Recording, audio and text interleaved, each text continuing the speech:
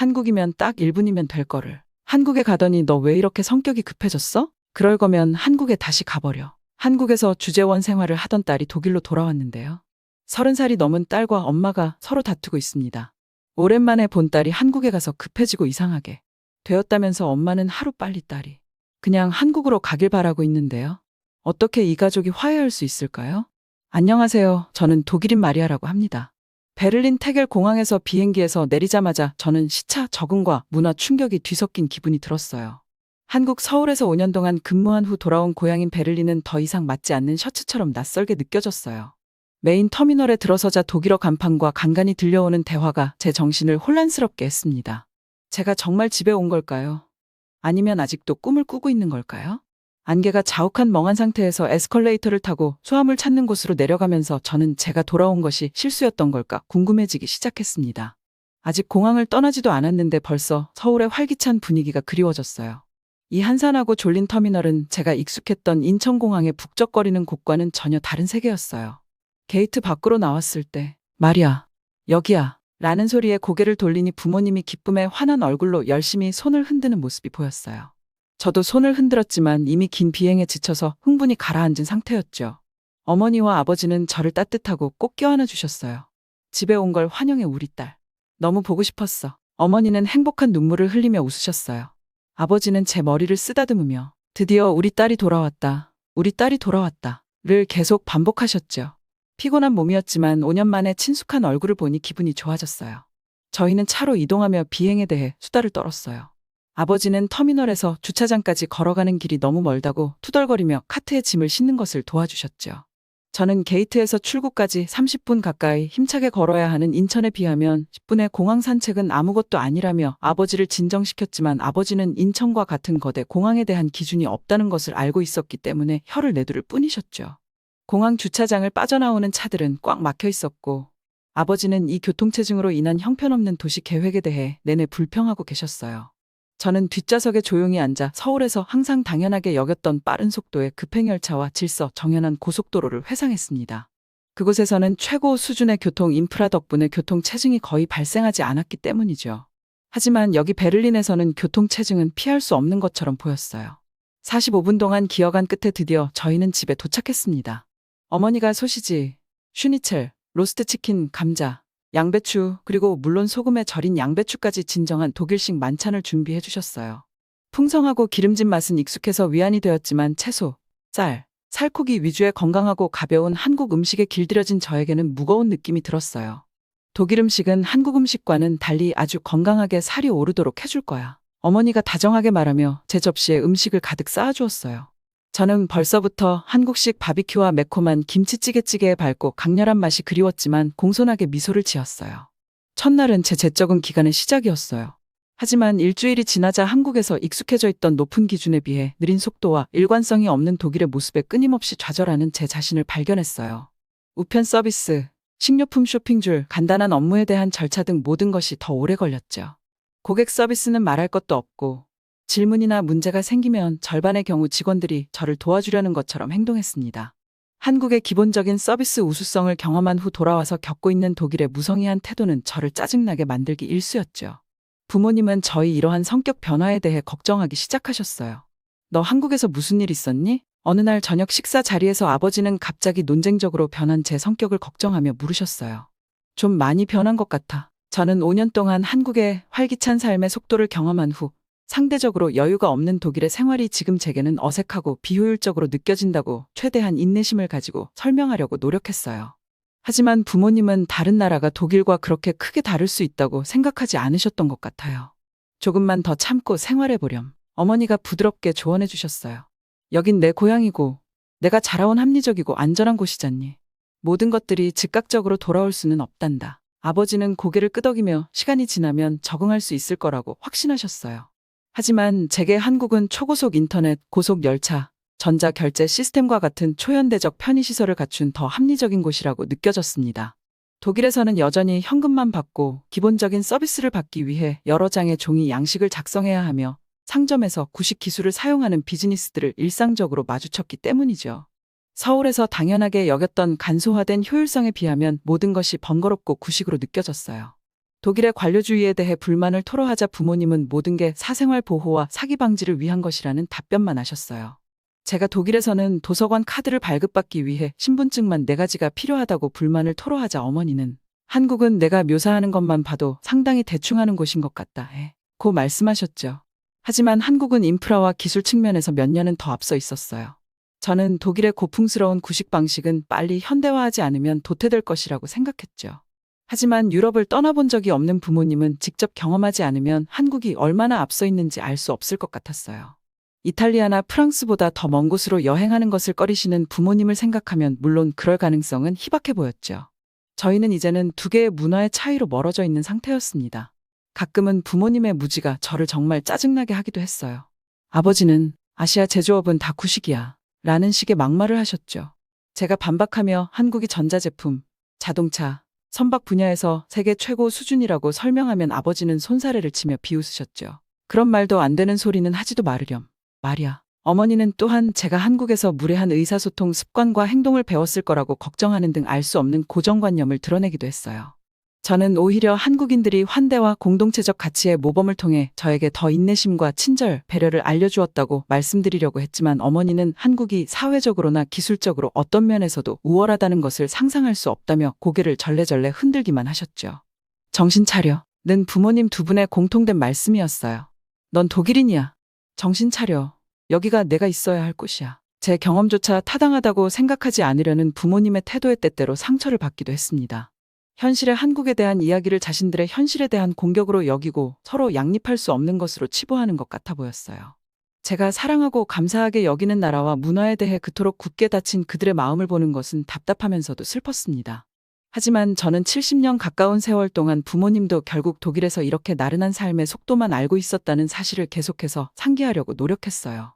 아마 그들에게 한국의 고도로 에너지 넘치는 사회는 화성만큼이나 낯설게 느껴졌을 거예요. 결국 직접 보고 경험하지 않고서는 부모님께 이해를 강요할 수 없었죠. 그래도 부모님이 제 관점을 무조건 거부하지 않고 최소한 제 이야기를 들어주셨으면 좋겠다고 생각했습니다. 저희 둘 다 5년이라는 시간 동안의 일화만으로는 온전히 전달할 수 없는 방식으로 변했으니까요. 저는 제게 큰 영향을 끼친 대한민국에 대한 이해를 돕고 싶었어요. 하지만 이 문화적 격차를 어떻게 메울 수 있을까요? 제 부모님은 평생 중부 유럽을 거의 떠나지 않으셨어요. 언젠가 저와 함께 한국으로 돌아갈 수 있기를 바라는 것은 순진한 생각일까요? 이해의 틈이 저희를 갈라놓았고 저는 그 틈을 어떻게 메워야 할지 알 수 없었어요.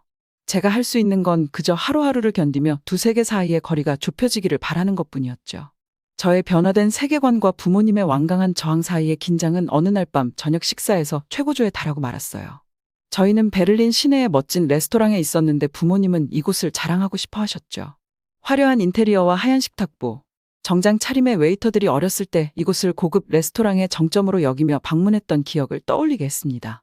하지만 서울의 고급 레스토랑에서 매끄럽고 품격 있는 서비스를 경험한 지금 이곳의 단점이 눈에 들어올 수밖에 없었어요. 웨이터는 다른 테이블과의 대화를 잠시 멈추게 만들었고 주문을 느리게 받고 있었어요.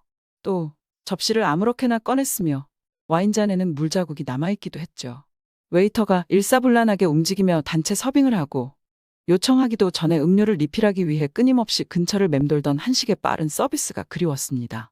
웨이터가 빵을 가져다 주는 것을 깜빡하고 가버렸을 때 저는 결국 한국에서는 절대 이런 서비스를 제공하지 않을 거예요. 한국 웨이터들은 훨씬 더 세심하거든요. 라고 말했죠.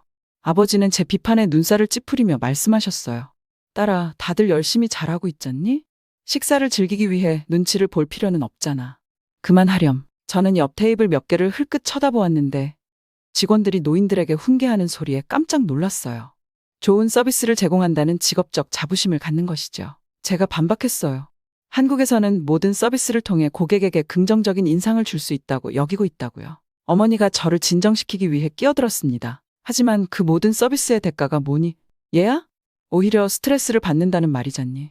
여기서는 그런 한국의 쇼맨십보다 품질에 중점을 두는 거야. 저는 한숨을 쉬며 제가 해외에서 경험한 우수성을 전달하기 위해 고군분투했어요. 가짜 쇼맨십이 아니라 매 순간을 향상시키기 위한 진정한 노력인 거예요. 나쁜 서비스는 눈에 띄고 좋은 서비스는 고객을 기쁘게 하잖아요. 기본적인 기준이 너무 높아서 한국인은 더 많은 것을 기대하는 것뿐이죠. 아버지는 고개를 저었습니다. 여기 독일에서는 한국과는 다르게 인생의 소박한 즐거움을 즐기기 위해서 굳이 자존심을 내세울 필요가 없다는 것에 자부심을 느끼고 있단다. 저는 좌절감에 두 손을 번쩍 들었어요. 제가 돌아온 후에도 이런 대화를 여러 번 나눴지만 저희의 사이는 더 벌어지는 것만 같았어요. 부모님에게 독일의 결점은 눈에 띄지 않았고 독일의 강점은 비판할 수 없는 자부심의 원천이었어요. 반면에 부모님은 한국에 대한 저희 칭찬을 젊은 날의 과장으로 받아들였고 상상할 수 없는 모습이었죠. 그 순간 저는 말로 표현할 수 없는 한국의 에너지와 정신을 전달할 수 없다는 것을 깨달았어요. 한국의 문화가 왜 저에게 깊은 공감을 불러일으켰는지 이해하려면 북적이는 거리, 매운 향기, 네온사인에 직접 빠져봐야 했기 때문이죠. 그러던 중 한 가지 생각이 떠올랐어요. 한국을 함께 방문해보는 건 어때요? 제가 제안했습니다. 저와 함께 한국에서 2주를 보내봐요. 제가 좋아하는 장소를 부모님에게도 보여드리고 싶어요. 부모님은 일상과 익숙한 곳을 벗어나자는 제안에 놀라 눈을 깜빡이셨어요. 불편한 침묵이 공중에 맴돌았죠. 저는 숨을 참으며 부모님이 믿음의 도약을 받아들이기를 바랐습니다.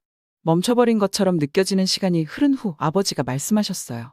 너에게 그렇게 의미가 있다면 한번 가보자꾸나. 아버지 옆에서 어머니는 걱정스럽지만 사랑스러운 표정으로 고개를 끄덕이며 결국 동의하셨어요. 저는 안도감을 느끼며 한숨을 내쉬었습니다. 가장 특별한 경험을 할 준비를 하세요. 제가 부모님에게 말했습니다. 제 눈으로 본 서울을 빨리 보여드리고 싶네요. 사실 부모님은 저를 놀려주기 위해 방문을 결정한 것이었지만 부모님이 자신들의 익숙한 곳을 벗어날 만큼 저희 관계를 중요하게 생각한다는 사실에 저는 희망을 갖게 되었어요. 어쩌면 이번 여행이 저희 사이에 더 많은 수용성을 키울 수 있을지도 몰라요. 저는 부모님이 제가 한국을 좋아하는 이유를 이해하고 돌아갔으면 좋겠다고 생각했어요. 11월 말에 저희는 2주 동안 한국을 방문하기로 했습니다. 가을이 깊어지면서 저는 부모님과 꼭 가봐야 할 곳을 조사하기 시작했어요다. 창덕궁과 북촌 한옥마을 같은 문화 유적지부터 시작해 한국의 유구한 역사에 쉽게 다가갈 수 있도록 하기로 했죠. 그런 다음 네온사인이 가득한 홍대, 최첨단 코엑스몰, 미래지향적인 동대문 디자인 플라자 등 현대적인 핫플레이스로 발전시켜 나가기로 했습니다. 음식은 처음에 저를 압도했던 강렬한 맛으로 서서히 노출시킬 계획이었어요. 매운맛에 적응할 시간이 필요하다는 것을 알았기 때문이죠. 그래서 연기가 피어오르는 바비큐 레스토랑, 양념갈비, 입안에 불을 붙이는 고추장 양념에 뜨거운 떡볶이 떡을 파는 포장마차 등 순서대로 찾아가기로 했죠. 부모님과 떠날 날이 가까워질수록 제 기대감은 커져만 갔어요. 하지만 걱정도 함께 커져갔죠. 혹시나 싫어하면 어쩌나? 아니면 너무 좋아해서 떠나기 싫으면 어쩌지? 전통주의자인 부모님이 낯선 여행을 떠나는 상황에서 두 가지 극단적인 상황 모두 가능해 보였어요. 물론 추측할 필요는 없다고 스스로에게 말했죠. 제가 할 수 있는 것은 가능한 가장 매력적인 경험을 계획하고 저에게 그랬던 것처럼 서울이 그분들에게도 마법의 힘을 발휘하기를 바라는 것뿐이었으니까요. 저는 부모님이 한국뿐 아니라 저와 저희 변화된 세계관에 대해 새로운 시각을 가지고 돌아가셨으면 좋겠다고 생각했습니다.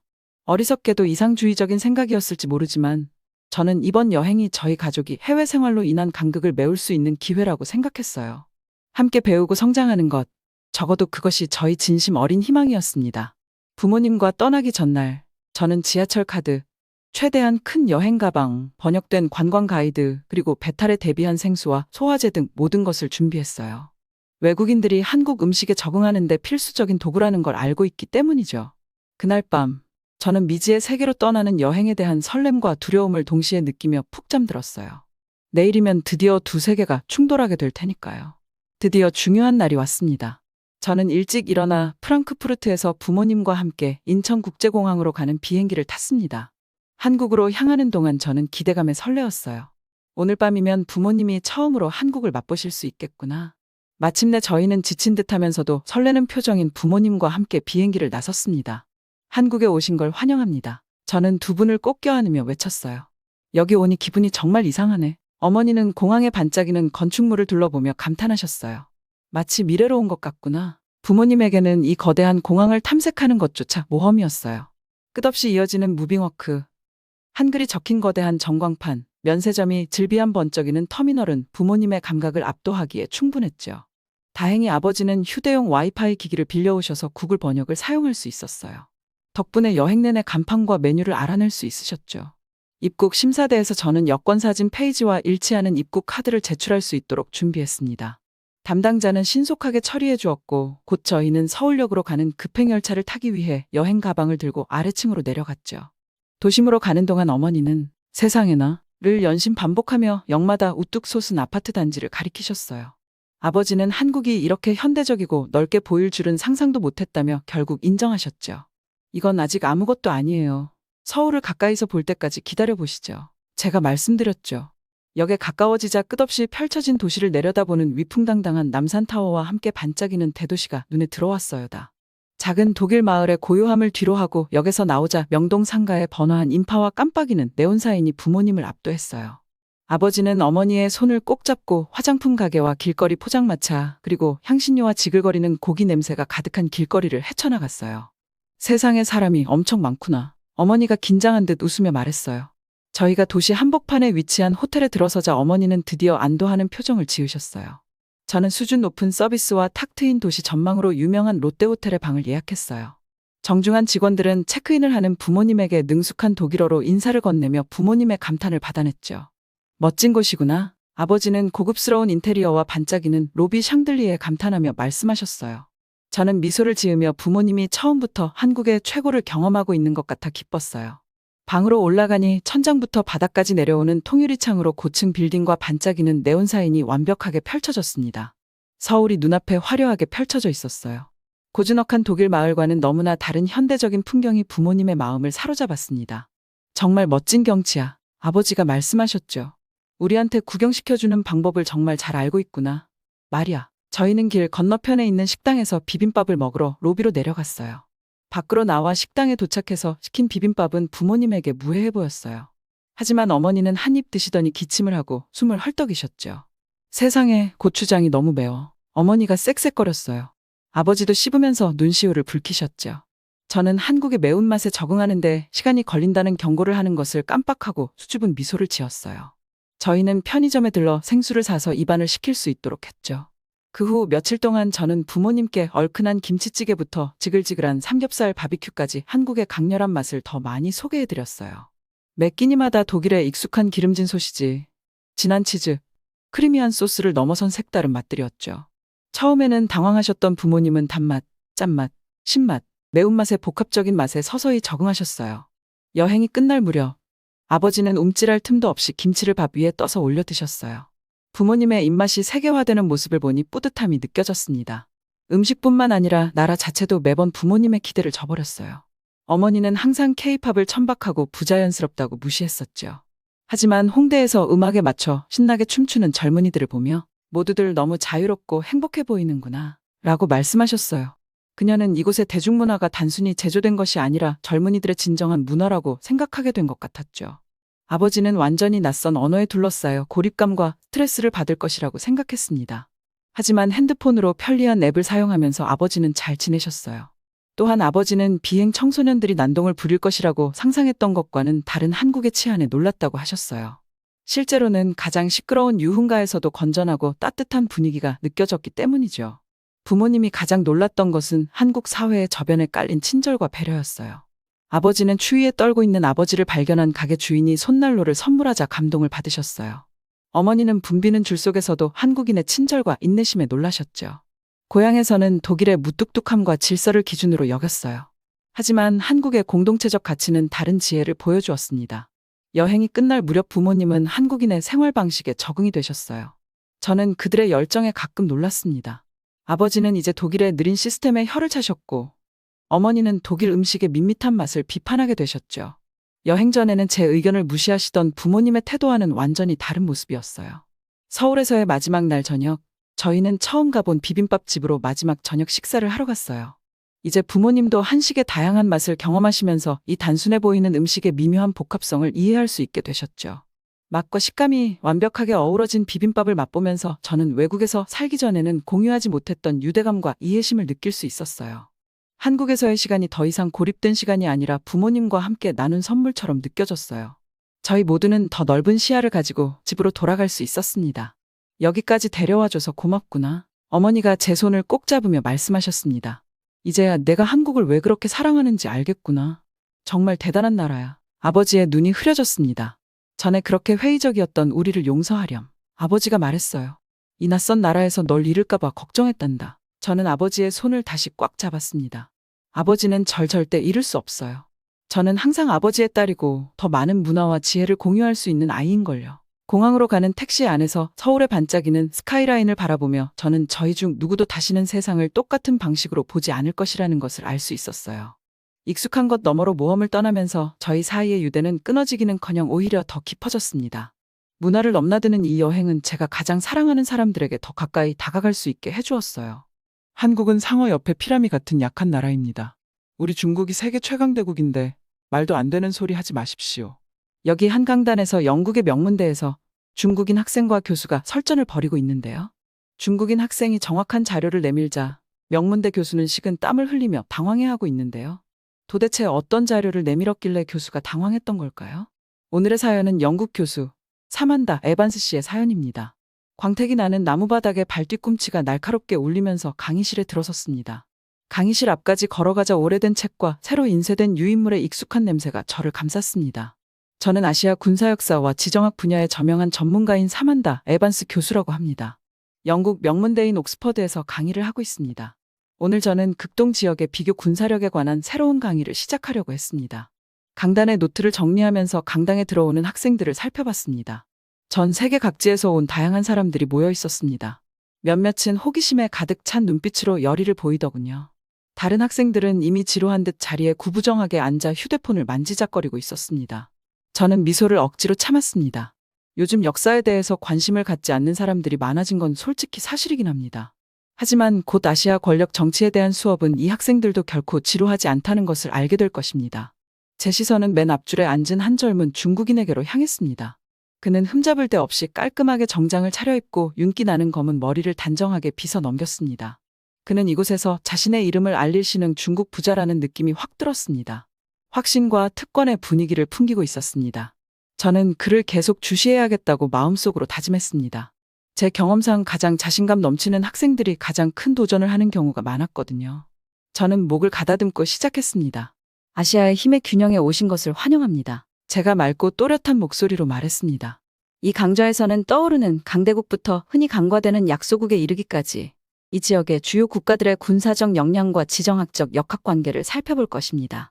첫 번째 슬라이드를 클릭하니 아시아 태평양 지역 지도가 색깔로 구분된 레이블로 표시되어 있었습니다. 물론 두 개의 지배적인 강대국은 여러분 모두에게 잘 알려져 있습니다. 승천하는 용, 중국과 일본입니다. 제가 계속했습니다.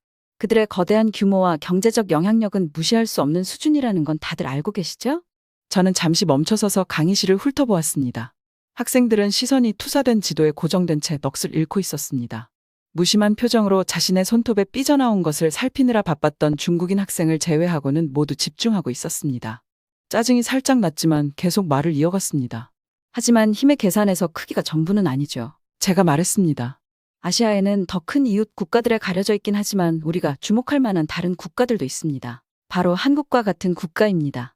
이 말에 중국인 학생은 고개를 갸우뚱하며 눈을 질끈 감았습니다.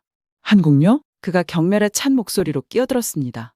교수님, 그건 마치 벨기에의 군사력을 논하는 것과 비슷하지 않나요? 아시아 무대의 진짜 강자들에 비하면 한국은 약소국에 불과하잖아요. 저는 그의 무시하는 말투에 우라가 치밀어 오르는 것을 느꼈지만 표정을 중립적으로 유지했습니다. 흥미로운 지적이네요. 이름이 뭔가요? 왕 리신이라고 합니다. 그는 얇게 웃었습니다. 글쎄요. 왕 학생, 그런 견해를 가진 사람은 당신만이 아닙니다. 수년 동안 저는 한국을 아시아 문제에서 강대국들 옆에서 미미한 존재로 생각하는 경향이 있었습니다. 하지만 저는 그 위치를 재평가하게 되었습니다. 그리고 한국에는 작은 규모에 걸맞지 않은 놀라운 강점이 있다는 것을 알게 될 것입니다. 왕은 의자에 기대어 반쯤 회의적인 미소를 지으며 입가에 미소를 지었습니다. 하지만 이렇게만 들어서는 전 여전히 확신이 서지 않을 것 같네요. 저는 그의 시선을 냉정하게 마주했습니다. 왕씨, 그럼 시작해볼까요? 그 후 1시간 동안 저는 한국 군사력의 주요 지표를 설명했습니다. 저는 F-35 스텔스 전투기를 보유하고 있던 것과 함께 KE 주력전차 등 최첨단 무기를 갖춘 상당한 규모의 첨단 군대에 대해 설명했습니다. 저는 북한과의 수십 년간의 긴장 속에서 고도로 훈련되고 동기부여가 된 군대를 강조했습니다. 무엇보다도 저는 한국이 전략적 영향력을 확대한 미국과의 동맹 관계를 강조했습니다. 강연 내내 저는 왕이 저를 지루하게 바라보는 눈빛과 회의적인 태도를 느낄 수 있었습니다. 가끔씩 그는 날카로운 질문이나 날카로운 발언으로 제 주장에 구멍을 내려고 끼어들곤 했습니다. 하지만 저는 그때마다 정확한 데이터와 역사적 사례를 들어 그의 주장을 반박했습니다. 세션이 끝나갈 무렵 저는 왕의 눈에서 자신의 편견을 완강하게 고수하면서도 마지못해 존경심을 표하는 모습을 볼 수 있었습니다. 다른 학생들이 퇴장하자 그는 교수님의 말씀이 맞는 것 같긴 하지만요. 저는 중국의 엄청난 규모와 경제력 때문에 중국이 유일한 절대 강자라고 생각하거든요. 한국은 화려한 장비들을 가지고 있지만 동맹국 없이는 약한 나라예요. 상어 옆에 있는 피라미 같은 존재죠. 라고 말했습니다. 저는 멋쩍게 웃었습니다. 날카로운 이빨과 강력한 아군을 가진 피라미죠. 왕씨. 그리고 전에도 큰 포식자들을 놀라게 한 적이 있죠. 이런 수업에 의문을 제기하는 것이 좋은 태도니까요. 왕은 고개를 끄덕이며 도전적인 눈빛을 보였습니다. 그렇군요. 앞으로 몇 주 동안 더 활발한 토론을 기대하겠습니다. 다음에 뵙겠습니다. 에반스 교수님. 그렇게 말하며 그는 구두 굽을 닫고 뒤에서 코트 꼬리를 펄럭이며 걸어 나갔습니다. 저는 고개를 살짝 흔들며 그가 가는 모습을 지켜보았습니다. 왕리 씨는 한 줌도 안 될 거라는 건 분명했습니다. 하지만 그의 관점은 비록 틀릴지라도 유용한 방패막이가 될 수 있었다. 그는 저를 계속 긴장하게 하고 제 주장을 더 날카롭게 다듬도록 밀어주었습니다. 노트를 정리하고 떠날 준비를 하는 동안 제 머릿속에는 왕뿐만 아니라 아시아 세력 균형에서 한국과 한국의 위치에 대한 제 자신의 오랜 선입견이 떠올랐습니다. 정신적으로 적응해야 할 부분도 있었고 오래된 확신도 재검토해야 했습니다. 하지만 저는 도전할 준비가 되어 있었습니다. 한국의 이야기는 충분히 알려질 가치가 있었고 한국의 숨겨진 강점도 드러날 수 있었습니다. 그 과정에서 건방진 학생들이나 굳건한 통념의 깃털을 몇 개 꺾어야 한다면 그렇게 하기로 했습니다. 진실을 추구하는 길은 결코 순탄하거나 인기 있는 길이 아니었습니다. 하지만 언제나 가치 있는 길이었습니다. 다음 강의가 시작되자 저는 새로운 목표 의식을 가지고 강당에 들어섰습니다. 오늘 저는 한국의 군사력을 더 깊이 파헤쳐서 체급을 훨씬 뛰어넘는 한국의 생생한 그림을 그려야겠다고 결심했습니다. 그 사이 며칠 동안 국방보고서를 샅샅이 뒤져 병력 준비 태세, 기술 고도화, 동맹 구조에 관한 방대한 데이터를 분석했습니다. 저는 사실로 무장하고 어떤 도전에도 맞설 준비가 되어 있었습니다. 학생들이 자리에 앉자 저는 왕리신이 정중앙에 서서 자세를 꼿꼿이 세우고 적대감에 가까운 강렬함으로 저를 응시하고 있는 것을 발견했습니다. 그의 앞에는 세련된 노트북이 펼쳐져 있었고 그 안에는 제가 어떤 주장을 펼치든 세심하게 선별된 반박 자료가 가득 차 있었습니다. 저는 한숨을 억눌렀습니다. 긴 세션이 될 것 같았기 때문입니다. 저는 지난 토론을 간단히 요약하면서 한국을 아시아 국방력의 최상위권에 올려놓은 군사력의 주요 지표를 강조하는 것으로 시작했습니다. 하지만 원시적인 숫자는 이야기의 일부분일 뿐입니다. 라고 저는 새로운 슬라이드를 클릭하며 말했습니다. 한국의 군사력을 진정으로 이해하려면 한국의 군사력을 차별화하는 질적 요소를 살펴볼 필요가 있습니다. 저는 한국군의 훈련 체계, 최첨단 전술과 전투에서 검증된 리더십에 대한 상세한 분석에 착수했습니다. 저는 한국군을 날카로운 억지력으로 연마한 한반도의 독특한 위협 환경을 강조했습니다. 한국은 매일 북한으로부터 위험에 직면하고 있습니다. 라고 저는 설명했습니다. 이러한 현실은 한국 군대를 세계에서 가장 경계심이 강하고 전문적이며 의욕이 넘치는 군대로 만들었습니다. 왕의 손이 올라갔고 그의 눈은 도전으로 반짝였습니다. 교수님, 한국군의 효율성에 대해 너무 과장하고 계신 것 아닌가요? 그가 겸손한 목소리로 물었습니다. 어쨌든 1950년대 이후 실제 분쟁에 직면한 적이 없잖아요. 현대전에서 특히 중국처럼 훨씬 더 큰 적을 상대로 싸울 때 한국군이 어떤 성과를 거둘지 어떻게 알 수 있겠어요? 저는 왠지 짜증이 났지만 톤을 고르게 유지했습니다. 공정한 질문입니다, 왕 학생. 하지만 저는 한국군이 전면전이 아닌 다른 방식으로도 그 능력을 입증했다고 주장하고 싶습니다. 한국군은 미군과의 복잡한 훈련에서 뛰어난 성과를 거두며 최고의 상호 운용성과 전투 기술을 보여줬습니다. 그리고 베트남과 같은 분쟁에서 미국, 남베트남과 함께 뛰어난 전투를 벌인 한국군의 중요한 공헌을 잊지 말아야 합니다. 왕은 비웃으며 이야기했습니다. 역사의 각주입니다, 교수님. 어쨌든 훈련과 해외 모험은 별개입니다. 인민의 반군의 힘에 맞서는 것은 전혀 다른 문제입니다. 중국의 군대는 한국보다 훨씬 더 큰 규모의 훨씬 더 많은 자원을 보유하고 있습니다. 용과 쥐의 싸움에서 저는 용에게 돈을 걸고 싶은데요. 교실에 웅성거림이 울려 퍼졌습니다. 다른 학생들 중 일부는 병력수와 국방 예산이라는 직설적인 수치에 흔들려 왕의 주장에 고개를 끄덕이는 모습을 볼 수 있었습니다. 토론을 재조정할 시간입니다. 규모가 전부는 아닙니다, 왕 학생. 제가 제 뒤에 있는 스크린에 차트를 띄우며 말했습니다. 역사에는 더 작고 민첩한 군대가 뛰어난 전술과 기술, 투지를 통해 더 큰 적을 압도하고 물리친 사례로 가득합니다. 테르모필레의 스파르타군, 아긴쿠르트의 영국 장궁병들, 6일 전쟁의 이스라엘 방위군. 숫자만으로는 결과가 결정되지 않습니다. 저는 잠시 말을 멈추고 요점을 음미했습니다. 하지만 더 중요한 것은 한국이 홀로 서 있지 않다는 것입니다. 한국은 강력한 힘의 배울 역할을 하는 동맹, 특히 미국과의 동맹에 깊숙이 편입되어 있습니다. 한국에 대한 공격은 단순한 1대1 대결이 아니라 세계 최첨단의 군대를 끌어들이는 더 큰 불길이 될 것입니다. 이러한 전략적 현실은 중국처럼 강력한 군대의 계산법을 근본적으로 바꿔놓을 전략이지요.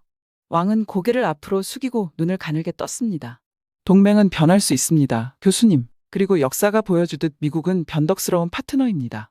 밀어붙여야 할 상황이 오면 미국이 정말 작은 한국 때문에 중국과의 갈등에서 과연 계속될 수 있을까요? 저는 의구심이 듭니다. 저는 고개를 저었습니다. 한미동맹은 세계에서 가장 굳건한 동맹 중 하나입니다. 한국전쟁 때 피로 맺어진 동맹은 시간이 지날수록 더욱 굳건해졌습니다. 미국은 한국의 방위를 위해 막대한 자원을 투자해왔으며 수만 명의 병력을 한반도에 주둔시키고 있습니다. 한국에 대한 공격은 모든 것을 수반하는 미국 자체에 대한 공격이 될 것입니다. 왕은 의심의 눈빛이 얼굴에 스치는 것을 느끼며 자리에 앉았습니다. 제가 한 점을 따냈다는 것은 알았지만 그는 아직 양보할 준비가 되어 있지 않았습니다. 설사 그것이 사실이라고 해도 중국과 한국의 근본적인 힘의 격차는 변하지 않습니다. 한국은 여전히 중국이라는 고래 옆에 있는 미꾸라지입니다. 이 모든 동맹과 기술에 대한 이야기가 그 기본적인 사실을 가릴 수는 없습니다. 저는 웃었습니다.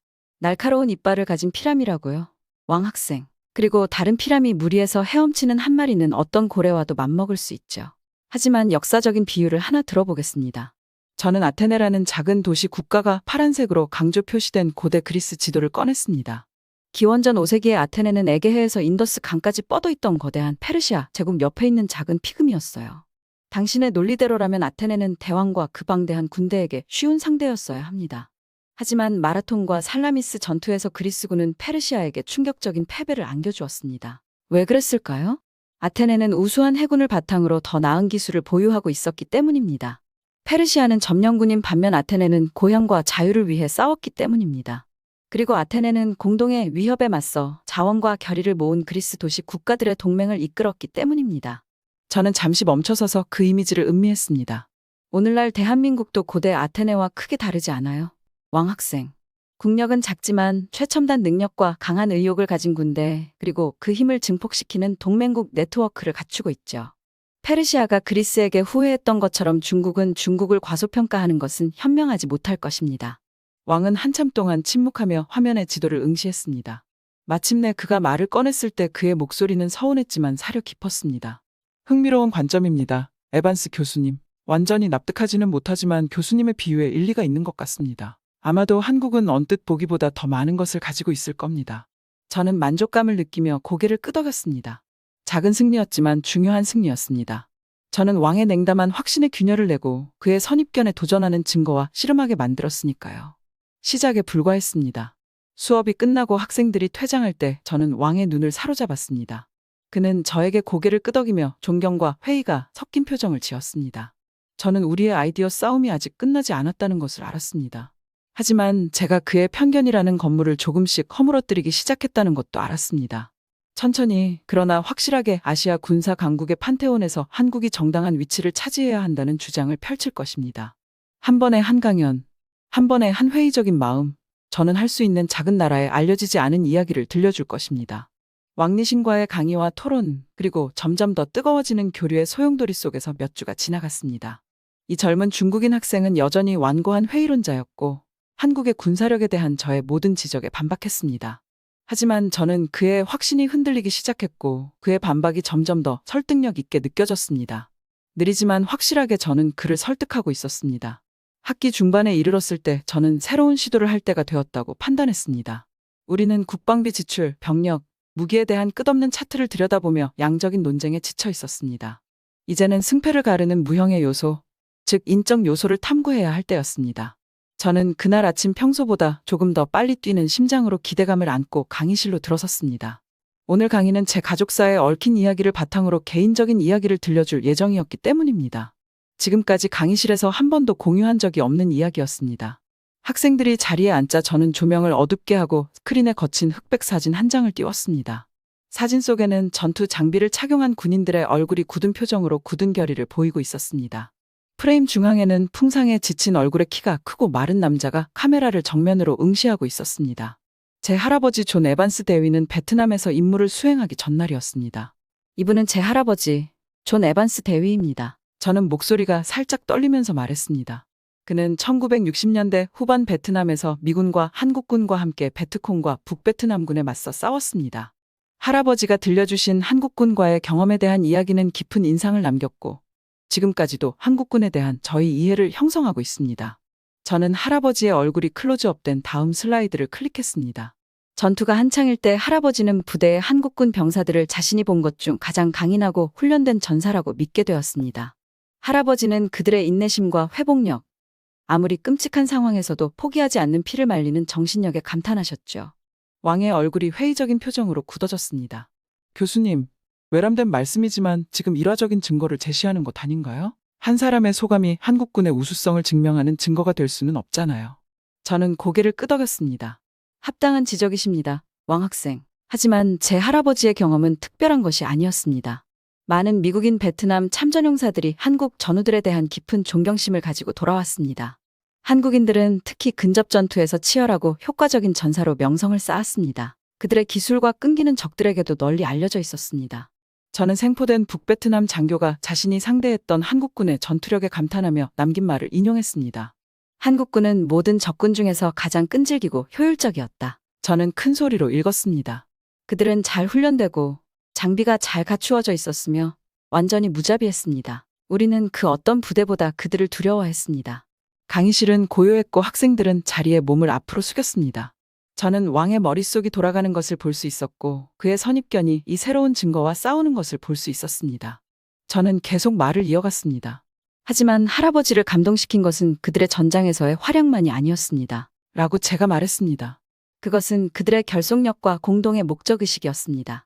한국인들은 개인의 이기심을 초월한 서로에 대한 충성심, 깨지지 않는 군인 정신이 있었습니다. 그들은 자신뿐만 아니라 전후, 부대, 국가를 위해 싸웠습니다. 마지막 슬라이드를 클릭해 할아버지가 한국 장교와 악수하는 사진, 두 사람이 활짝 웃고 있는 사진을 보았습니다. 할아버지는 전쟁에서 돌아왔을 때 한국 국민과 그들의 무술 전통에 대한 깊고 변함없는 존경심을 가지고 오셨습니다. 할아버지는 저에게 한국인을 절대 과소평가하지 말라고 말씀하신 적이 있습니다. 숫자는 적을지 몰라도 정신력은 거인이다. 싸울 때 내 편으로 삼고 싶은 사람은 아무도 없다고요. 저는 그 말을 공중에 띄워놓고 학생들의 표정을 지켜보았습니다. 몇몇은 감동한 표정을 지었고 몇몇은 회의적인 표정을 지었습니다. 하지만 모두들 오랫동안 간과했던 동맹에 대한 새로운 관점에 대해 고민하고 있었습니다. 왕은 사려 깊은 표정으로 다시 손을 들었습니다. 에반스 교수님, 할아버지의 경험을 공유해 주셔서 감사합니다. 그가 천천히 말했습니다. 한국군의 용맹함에 대한 설득력 있는 증언을 해주신 것은 분명합니다. 하지만 베트남전은 반세기 전의 일입니다. 21세기 위협에 직면한 한국 현대군에도 여전히 같은 자질이 적용될 수 있을까요? 저는 미소를 지었습니다. 예리한 질문입니다, 왕 학생. 제 대답은 분명 그렇다입니다. 전쟁의 도가니 속에서 단련되고 수십 년간 북한에 대한 끊임없는 경계로 단련된 한국의 호국 정신은 그 어느 때보다 강건합니다. 오히려 한국이 군사 기술과 교리 분야에서 세계적인 리더로 발전함에 따라 시간이 지날수록 더욱 강력해졌습니다. 저는 열정에 가득 찬 목소리로 회의실 앞을 서성이기 시작했습니다. 생각해보세요. 오늘날 한국은 세계에서 가장 위험한 화약고 중 하나인 북한의 중무장하고 불규칙한 적과 맞닥뜨린 최전선에 서 있습니다. 한국군은 언제든 분쟁이 발발할 수 있다는 것을 알기에 항상 대비태세를 유지하고 있습니다. 이러한 현실은 한국군을 최첨단 하드웨어와 제 할아버지가 수십 년 전 목격했던 불굴의 전사 정신을 결합한 비할 데 없는 예리함과 회복력을 갖춘 전투력으로 단련시켰습니다.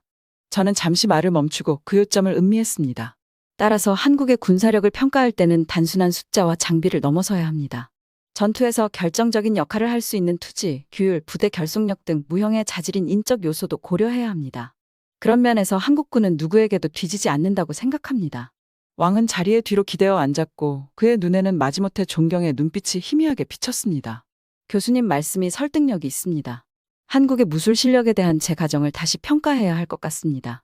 하지만 저는 여전히 중국의 엄청난 규모와 자원이 어떤 분쟁에서든 압도적인 우위를 점할 수 있다고 믿습니다. 저는 고개를 끄덕였습니다. 그 논쟁은 다음에 하죠, 왕 학생. 하지만 적어도 한국인을 과소평가하지 않도록 설득했으면 좋겠습니다. 그들은 키는 작을지 몰라도 정신은 거인입니다. 제 할아버지가 베트남 정글에서 배웠고 저도 공부를 통해 깨달은 것처럼 한국은 체급을 훨씬 뛰어넘는 군사력을 갖추고 있습니다. 이는 전 세계가 기억해야 할 교훈입니다. 수업이 끝나고 학생들이 퇴장할 때 저는 왕의 눈에 띄었습니다. 그곳에서 처음으로 한국의 숨겨진 강점을 인정하는 이해심 같은 것이 반짝이는 것을 보았습니다. 작은 승리였지만 의미 있는 승리였습니다.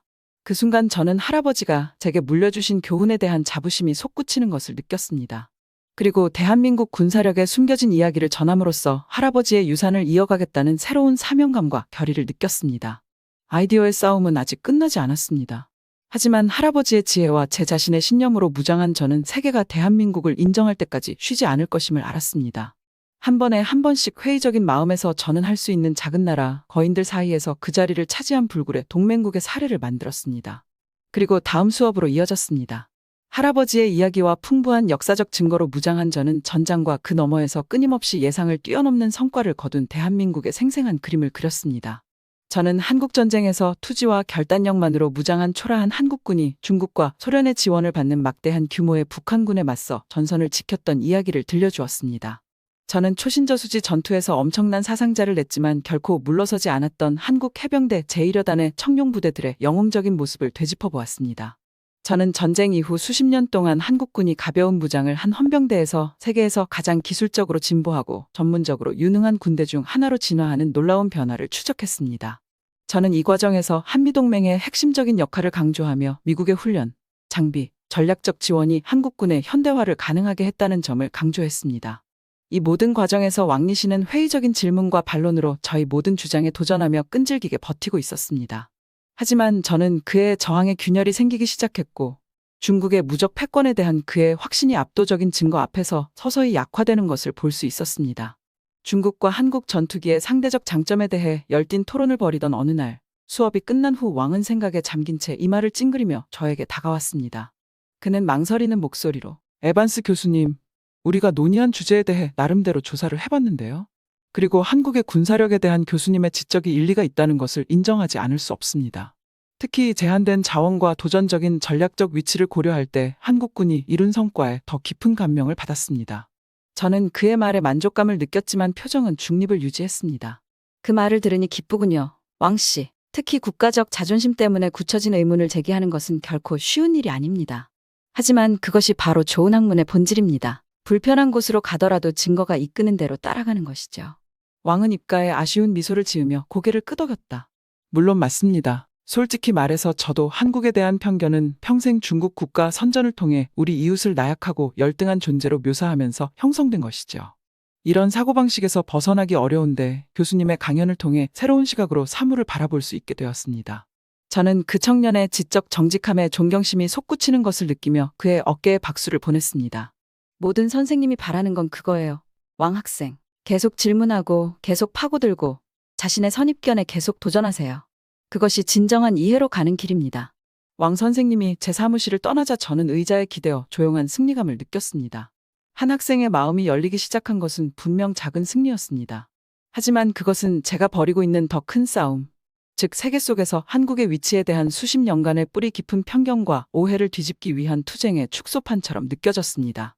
너무 오랫동안 저는 제가 지금 싸우고자 하는 것과 같은 게으른 고정관념과 무시를 저지르며 문제의 일부였다는 것을 깨달았습니다. 서구의 많은 사람들처럼 저도 한국을 이류 강대국, 아시아 지정학의 거대한 게임에서 주변 플레이어로 치부했습니다. 하지만 할아버지의 이야기와 깊이 있는 연구를 통해 저는 제 생각의 오류를 직시할 수밖에 없었습니다. 이제야 저는 한국은 쉽게 분류할 수 없는 나라였다는 것을 깨달았습니다. 작은 나라이지만 엄청난 영향력을 가진 나라, 기대 이상의 성과를 꾸준히 내는 약소국이었습니다. 특히 군대는 회복력과 적응력이 놀라울 정도로 뛰어났으며 분쟁의 도가니 속에서 단련되어 그 경험을 통해 더욱 강해진 군대였습니다. 하지만 저는 한국을 진정으로 차별화하는 것은 병력 숫자나 기술 사양보다 눈에 보이지 않는 무언가라는 것을 깨달았습니다. 그것은 바로 한계나 제약을 받아들이지 않는 고집스러운 국민성이었습니다. 전쟁으로 폐허가 된 후진국에서 세계적인 산업 강국으로 탈바꿈한 전후 경제 기적을 이끈 불굴의 정신이 군대에도 살아 숨쉬고 있었습니다. 이 나라는 실존적 위협과 불가능한 확률을 응시하고 굴복하지 않고 그 반대편으로 나온 나라입니다. 침략과 점령, 분단, 그리고 수십 년간 지속된 북한과의 갈등을 극복하고 온전할 뿐만 아니라 번영을 일궈냈습니다. 약소국이라면 무너졌을 역경에 맞서 대한민국은 더욱 강해지고, 더욱 회복력이 강해지고, 더욱 결단력이 강해졌을 뿐입니다. 하지만 그 모든 놀라운 업적에도 불구하고 한국은 이상하게도 여전히 과소평가되어 왔고, 그 기여와 역량은 간과되거나 무시되는 경우가 너무 많았습니다. 상상할 수 없는 도전에 맞선 용기와 결단에 숨겨진 역사는 충분히 알려질 만한 가치가 있는 이야기였습니다. 사무실에 앉아 한국 군사에 관한 책과 논문 더미에 둘러싸여 있을 때 저는 새로운 사명감과 기록을 바로잡아야겠다는 불타는 열망을 느꼈습니다. 강의, 기사, 책 등 모든 수단을 동원해 이 놀라운 나라와 불굴의 군대를 조명하고 싶었습니다. 저는 할아버지의 이야기, 할아버지가 수년 전에 저에게 들려주셨던 용기와 희생에 대한 이야기를 떠올렸습니다. 어떻게 보면 저는 전장과는 거리가 먼 직업을 추구하면서도 한국의 전사 정신의 교훈을 몸으로 흡수하며 평생을 이 순간을 준비해 왔다는 것을 깨달았습니다. 이제 저는 학자이자 교사로서 그 교훈을 전수하고 새로운 세대에게 대한민국 군사력의 숨겨진 이야기를 전할 기회를 얻었습니다. 물론 바로잡아야 할 오해와 설득해야 할 회의론자가 너무 많았기 때문에 쉽지 않은 일이었습니다. 하지만 저는 도전할 만한 가치가 있다고 생각했습니다. 결국 이 프로젝트는 저에게 단순한 학문적 연구 이상의 의미가 있었기 때문입니다. 할아버지로부터 물려받은 신성한 신뢰와 개인적인 사명이었습니다. 전 세계가 대한민국을 인정할 때까지, 대한민국의 진정한 실력을 인정하고 축하할 때까지 저는 쉬지 않을 것입니다. 앞으로의 길은 길고 험난할 것이고 수많은 장애물과 반발이 있을 것입니다. 하지만 저는 임무를 수행하는 손녀에 흔들리지 않는 신념으로 무장하고 싸울 준비가 되어 있었습니다. 제 안에는 대한민국의 챔피언이 있었고 그 이야기가 전해질 때까지 쉬지 않을 것입니다. 다시 노트를 넘기며 입가에 미소가 번졌습니다. 전투는 시작되었고 저는 그 전투에 장기적으로 참여하게 되었습니다. 너무 오랫동안 가려져 있던 한국의 숨겨진 군사력이 마침내 빛을 보게 될 날이 다가오고 있었습니다. 그리고 저는 강연 한 번, 기사 한 편, 회의론자 한 명 한 명을 회심시키며 그 역사를 밝혀낼 사람이 될 것입니다. 위에 다른 따뜻한 사연들도 있으니 꼭 시청해주세요. 구독과 좋아요 부탁드릴게요. 끝까지 시청해주셔서 감사합니다. 그럼 내일 또 만나요.